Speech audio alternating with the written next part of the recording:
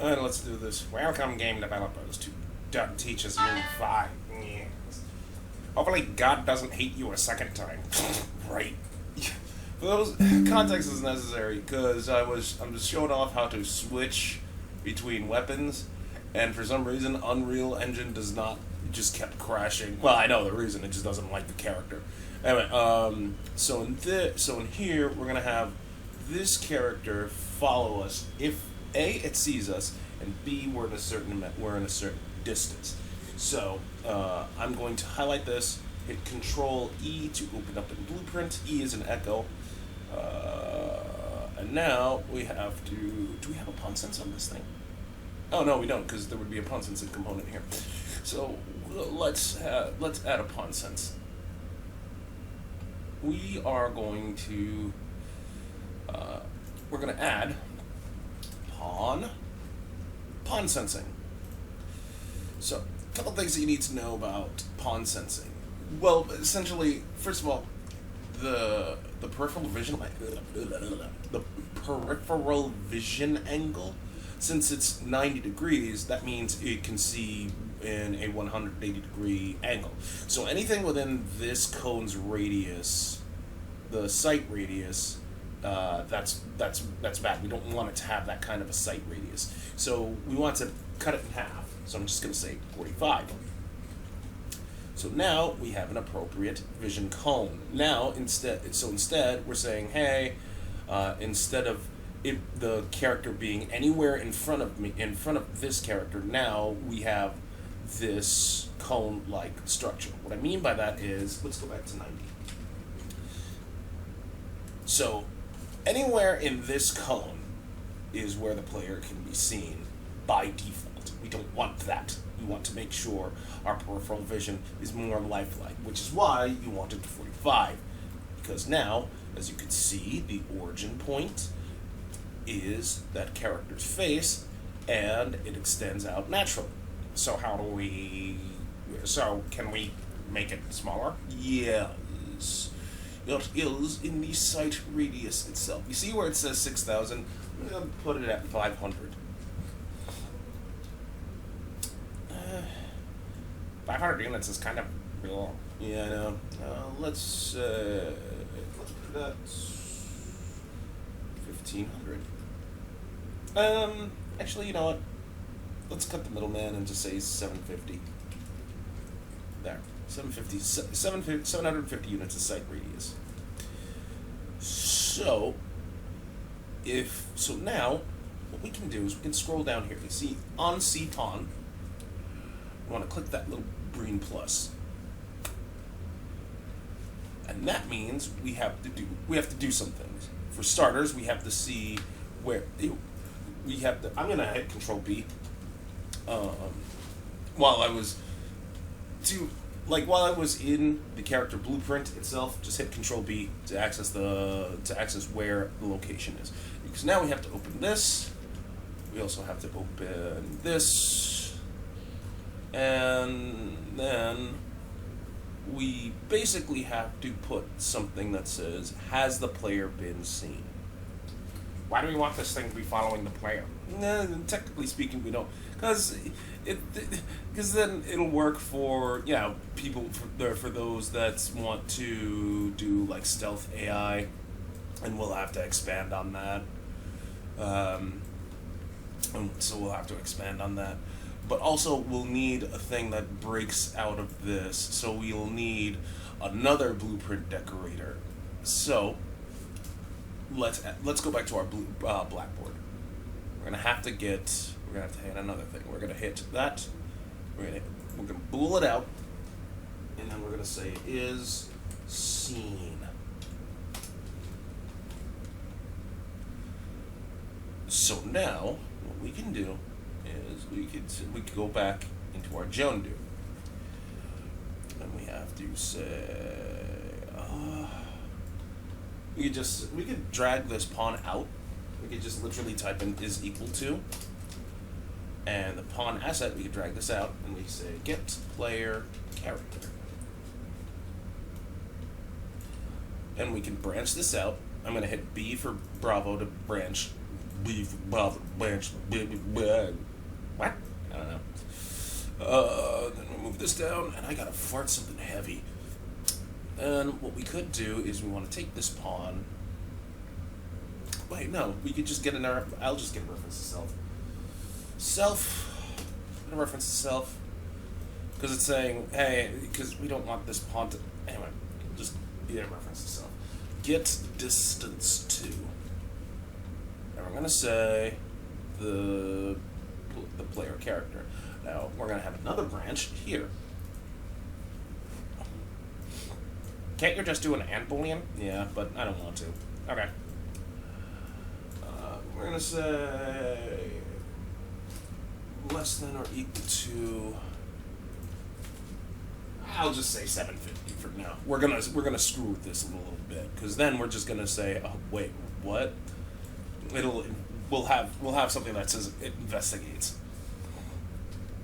Then what we want to do is we want to oh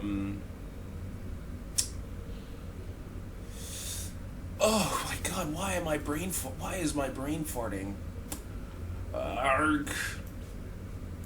Get the blackboard. And I want to set value as bool. I want to make the literal name is seen. And then we set that to true.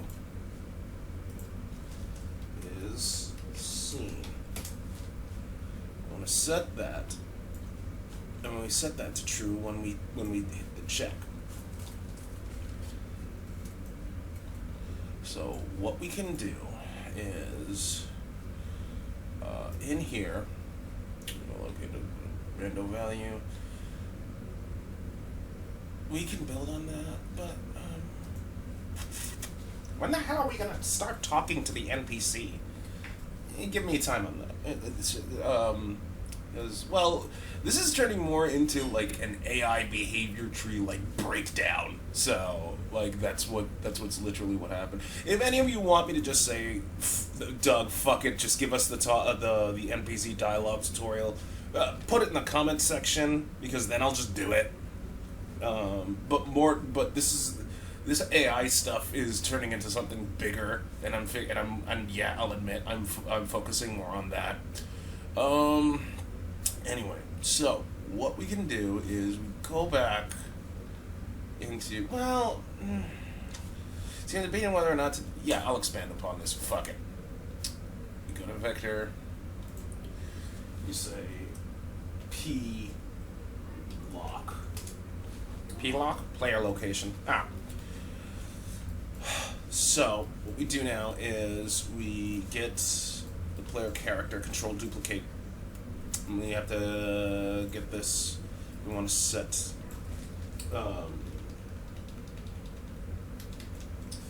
val as vector. This goes in. Right, because I have to get the actor location. Get actor location. Then we plug that in U. Make literal name. And we could just say P-lock. P-lock. Full disclosure, I'm probably not even going to use this right now in this tutorial. Wait, what? Yeah. Because essentially what we're going to have to do, eventually what we're going to have to do is we're going to check the site radius. Or rather, we're going to check the radius.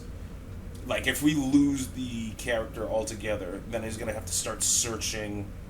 Then the character's going to have to start searching a random location within that new targeted radius before going back to patrolling. Oh, okay. Makes sense. Yeah. So now, what we need to do is,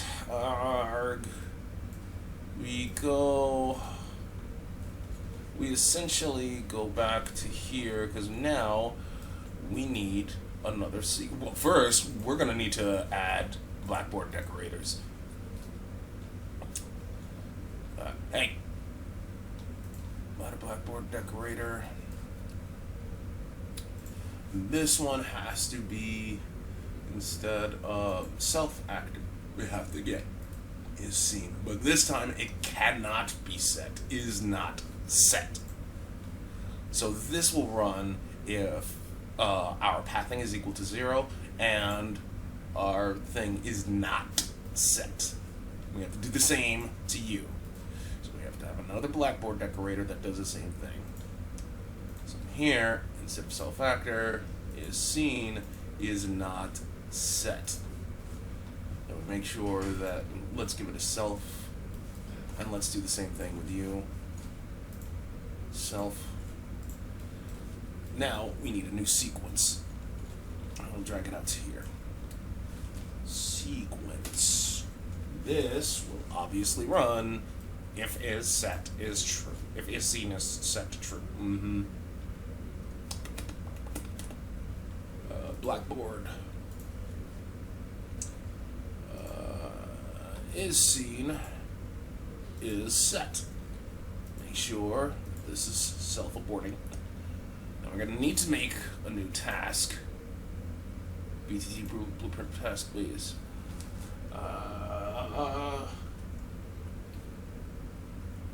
BTT chase player.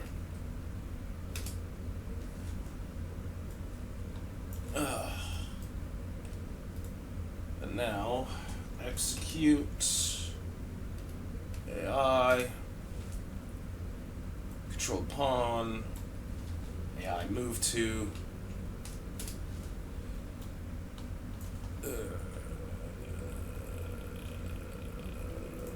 pawn is gonna go there, and then you, I'm gonna say fuck, what the hell was I gonna say?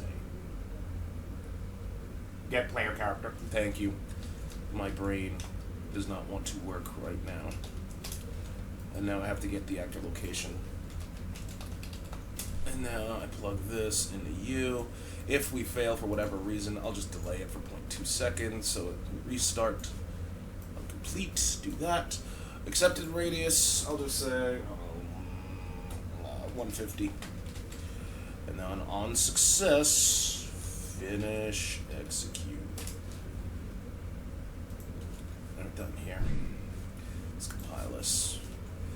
And let's close this out. So now I take this sequence BTT chase player, and this will be the only thing that'll be in this entire sequence. So now what we can do is we can go back into our Untitled. Now we need to actually add a player character, because if you guys haven't noticed, while I was doing this tutorial, I did with minimal default, so there literally is no player character. So what we need to do is add player character. Are you going to use one of the Insane Heroes assets? Nope. I'm going to go to add, and I'm just going to go to where add feature content pack.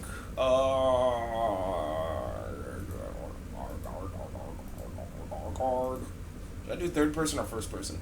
Go first person. Okay. To project. And we cancel because now we just have to do first person character. So now what I can, don't you dare, okay? Nah, we're gonna take this, plop this here. So now we have our first person character doing absolutely nothing. Now what we have to do is we have to actually possess this character. So to do that, we need to go up to here. And we wanna go to open level blueprint. And I'm going to move this up. Do we have a begin play? Yes, we do. So because I have that character already highlighted, I'm going to right click, get a reference to first person character. Now we have to possess this character. How do we do that? Get rid of that tick, because we don't necessarily need it. We have to right click, we type in get player controller. Now we take this return value, drag it out, and just type in possess. What the hell was that? I don't know. And then we take the in-pod, plug it in here. And then we take that and plug it in here. So we move this up, so that way it kind of looks orderly, baby. And then we're just going to hit play. Where the hell's your gun? Who cares? You know, you kind of need a gun. No, fuck you. Gotta see where the character's at. Okay. So she's going to different points. Does she see you? Obviously not. Now. Da, da, da, da. And now she's following me. She stops when she's 150 units away. Why is she run? She runs just as fast. Well, yeah, that's because her walk speed is the same as mine. Oh. Okay. So how do I do the range checking thing? That'll happen next time. Oh, really? Yeah. So she breaks out next time. I'll try to make it next week, but anyway, we will set it because first things first, we need to upgrade our run speed. I'm actually going to put our run speed. Let's do that now. I'm going to go here. I'm going to type in max walk speed, and instead of 600, I'm just going to make it. Yeah, I'll do 1,000. Can't we just how fast is that? That's actually a very good question. I have no idea. Let's find out. I am zooming. I am zooming. Okay, that was a bad idea. So what are you gonna do? I'm gonna let's make this. All right, let's do 750. All right, compile this in Joan Dude. Her walk speed, I'll put it at like 450. 450. So that way I almost run double. So that way, so next week we can actually add a range checker, etc. And she'll like have to search the area. What happened to your gun? Who cares? But it's the gun again. Who gives a rat's ass? Okay, we're not zooming, but she's not running faster than we are, which is good because that's a good thing. Dude, seriously, what happened to your gun? Okay, fuck you. It's probably because the damn thing hasn't attached. See, it's here, it's right here. It's a BP rifle. Happy? Yeah, but why isn't it attached? Who cares? Who the fuck cares? You're making a big deal out of nothing, narrator. You're and you know, a lot of people are complaining about you saying that it's a chicken voice. And maybe do you really want to continue to be with these tutorials? Do you really want to? Because I can kick you out. I'll behave. Good. So next week, what we're gonna do is we're gonna have this AI check the range and then go back to its patrol point. Then, and yeah, as far as other types of AI, whether they're moving randomly or interacting with each other, we can do something like that as well. So how do towns work? Like, if this is an NPC thing, wait, what's the difference between this type of AI, like in GTA or whatever, versus, like, Skyrim? Okay, so, GTA, they're procedurally generating preset characters that go on a path. They have their own civilian type of AI. You know, if they see a car, they'll react. If you bump into them, they'll react. But they don't interact. They don't interact with each other unless I missed something in GTA 5. But then again, I haven't really played 5 as much as I did 4, or nowhere near as much as I did in San Andreas. Anyway, whereas in Skyrim, yes, there's the potential for infinite side quests, but a lot of the NPCs, I mean a lot of them, they are hard coded. They are just placed there, especially the plot important NPCs. So, like a shopkeep, that's a plot important NPC. In fact, so much so that they're going to generate their own.